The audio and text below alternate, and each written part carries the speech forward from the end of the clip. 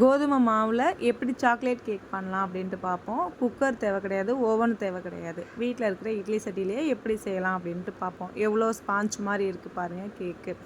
இதுக்கு தேவையான பொருள் வந்து ஒரு பவுல் எடுத்துக்கோங்க. அதில் வந்து கொஞ்சமாக பட்டர் சேர்த்துக்கோங்க. அதுக்கப்புறம் 3 முட்டை, அதுக்கப்புறம் 1 கப்பு நாட்டு சர்க்கரை போட்டு நல்லா பிளெண்ட் பண்ணிக்கோங்க. நல்லா பிளெண்ட் பண்ணிவிட்டு அதுக்கப்புறம் என்னென்ன சேர்க்கணும் அப்படிங்கிறத நான் சொல்கிறேன். ஃபஸ்ட்டு நல்லா பிளெண்ட் பண்ணிடுங்க. இதை பண்ணிவிட்டு இது கூட வந்து 1.5 கப்பு கோதுமை மாவு எடுத்துக்கோங்க.